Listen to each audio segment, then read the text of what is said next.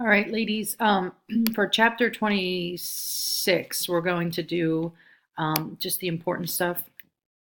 We're going to skip some stuff in here. So the things I feel are necessary, I'm going to do a recording here. So between doing this, listening to this, and reading it and doing the focus questions, you should have what you need from this chapter. We're not going to spend a lot of time dwelling on it because, quite frankly, it's still, if you look here, it's still the Gilded Age, still the same time period.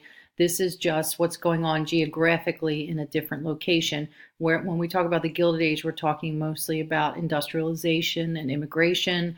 And a lot of that obviously takes place on the East Coast in the big cities, maybe Chicago, maybe some of the big cities in the Midwest, Pittsburgh, not really the East Coast, but the big cities in the East.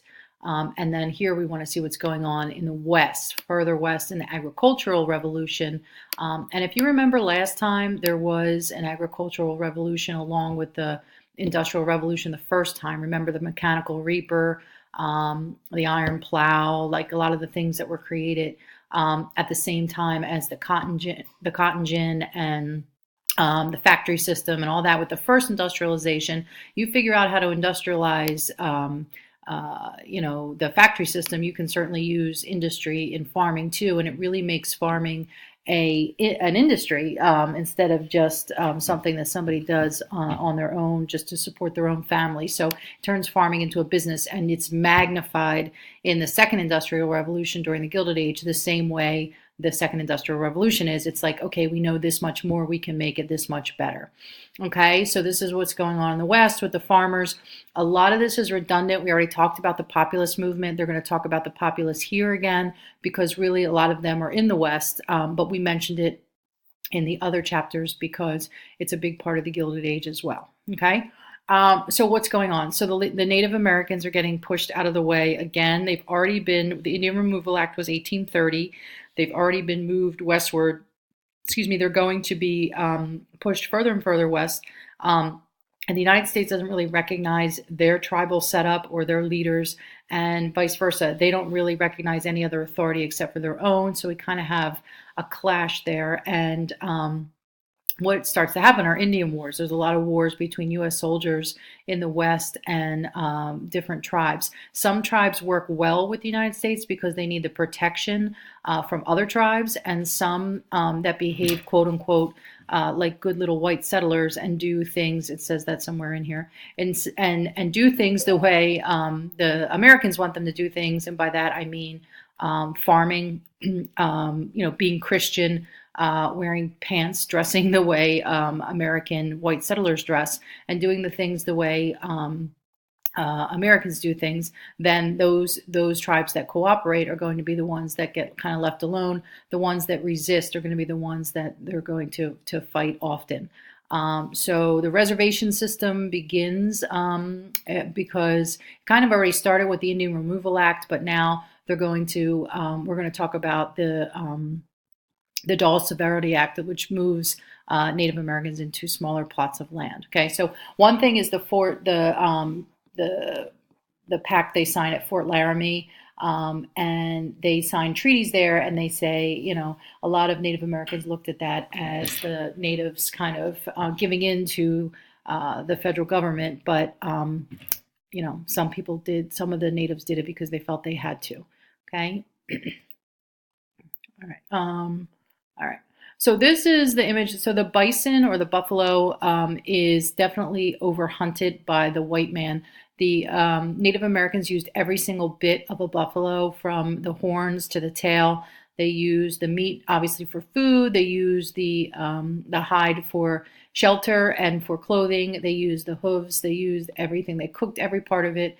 They used the bones to make tools or weapons. So they didn't like waste, and we're going to see what ends up happening just through sport. A lot of settlers that went west would hunt the buffalo just merely for the sport of it, and there was a lot of waste. And to Native Americans, they found that to be very upsetting, and it actually really hurts their tribes because that's their existence. And when that becomes obsolete, then they're going to be lacking a food source and a shelter source and a clothing source and all that. And notice too, girls, the horses. We said that the way back when the first settlers came from Spain. The Spanish came and they brought horses that revolutionized the lives of the Plains Indians. Well, here are the Plains Indians, and they do become really avid hunters. They're very skilled hunters, and that is their way of life. They follow the buffalo, they follow the herd, and when the herd is no longer around, they think they said the numbers went from 15 million to less than 1,000 buffalo left because of overhunting. People used to get train rides. There was a certain circuit you could get on a certain train, buy a ticket, and go and just shoot at buffalo. It was like for sport that men would do this and just hunt. They would leave the carcasses behind, and it was so wasteful and upsetting to the natives. Okay. So two things. You guys can look this up. It's very basic. I'm not going to spend a lot of time explaining this. I'm just trying to explain the things that maybe aren't in the textbook or aren't as obvious. But the Battle of Little Bighorn and the Battle at Wounded Knee. Little Bighorn is a loss for the Americans. That's where George Custer dies. Sometimes it's called Custer's Last Stand. And then, so it's a loss for the natives. And then, a loss for the Americans, rather. Sorry, loss for the Americans. And Battle of Wounded Knee is a loss for the natives. Okay, there are two big battles that you could look up. That's Geronimo. He was an Apache. This is what I already said. Okay. Oh, P.S. Sometimes this is called, this practice is sometimes called ecological imperialism. Okay, you know what imperialism is? It's when one stronger nation tries to take over another by taking their land. Here's when you're doing it by taking their resources, and it's just it's really just irresponsible waste. And you're messing up the ecology by taking what you want. Is basically what's happening. So it does mess up things out on the plains with the buffalo. A couple things. We're going to go over this in class. Helen Hunt Jackson and Frederick Turner have two theories on what's at this time that were popular. Helen Hunt Jackson, right? She's in defense of the Native Americans. Turner, we're going to talk about. He has the frontier thesis, but we'll do those in class. The Dawes-Silverity Act was the one that dissolved many of the tribes, and it's recording. Let's just make sure. Dissolves many of the tribes, and yep, we're doing all right. And rearranges them, gives them 160 free acres, which is nice, but it's also telling them where to live and how to live, and it was pretty strict. It tried to assimilate Native Americans. I believe I showed you guys a clip. I said it was ahead of where we were, but I wanted you to see, because when we talked about Native Americans before with the Indian Removal Act and the Cherokee, back then we said that the natives that cooperated didn't have as much trouble.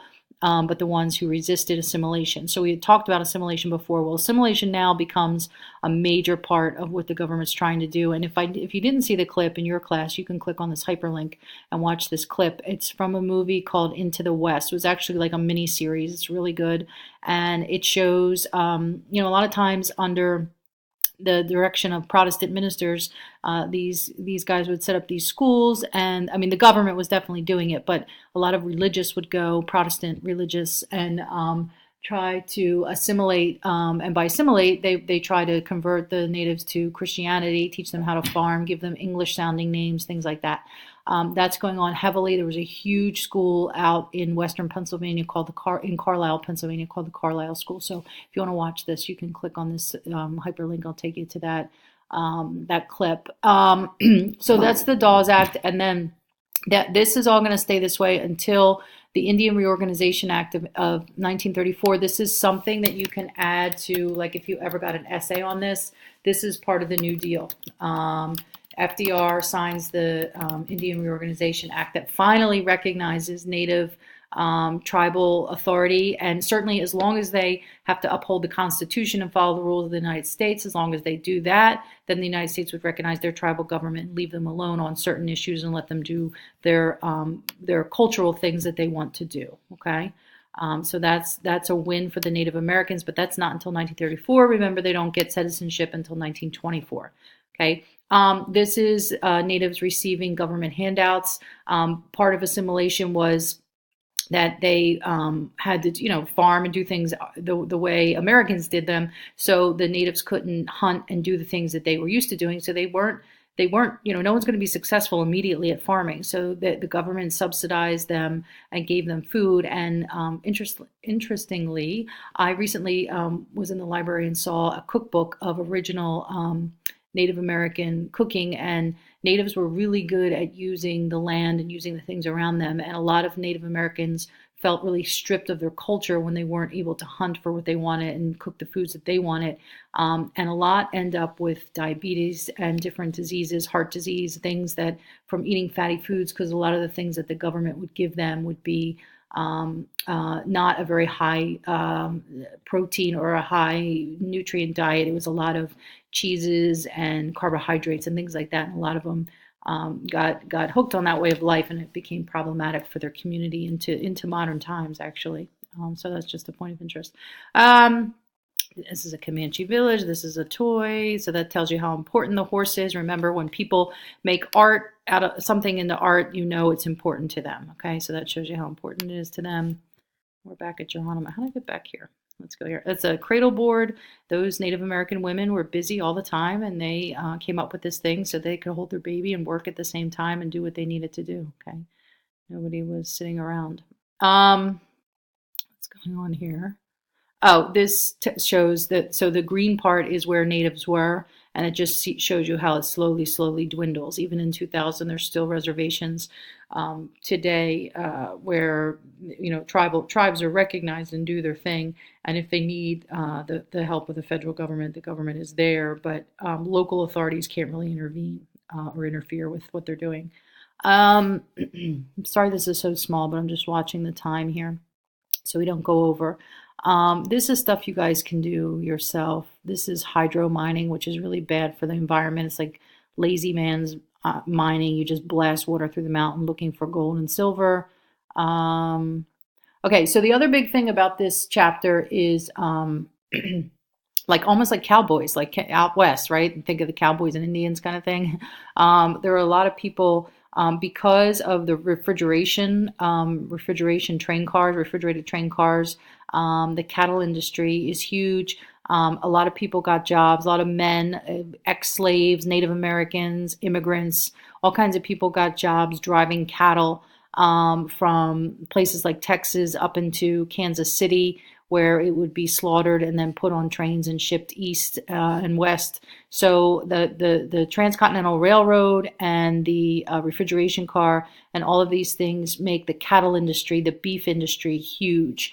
Cattle were butchered, and they even were sometimes shipped all the way to the east and butchered there. A lot of times Chicago becomes a meatpacking town. So the beef bonanzas is the drive of the cattle up to the places where they board the trains. Okay, and here's what I mean. Cowboys came in all kinds of varieties, as they say, all different ethnicities. It was a good opportunity for people who maybe would be shunned elsewhere and not receive work, maybe Mexican Americans, Native Americans, African Americans, people who could, because of discrimination, not find work in the South, maybe they could find this kind of work. Okay. Okay, and these are just the cattle trails that they would take. So let's make this bigger. We have like a minute and a half here. So you see, like Kansas City. Did you ever hear that there's a restaurant called Kansas City Prime? Kansas City Prime, or sometimes it's a cut of meat or whatever. Kansas City was a big place for meat. But here's where they would come up from Texas and drive them up into these places where they would get onto the railroad. Maybe they would be slaughtered there and sent, or maybe they would be shipped on as live cattle and shipped to cities. Here's Kansas City, and shipped as far as Chicago or something like that. Let's see how we are on time.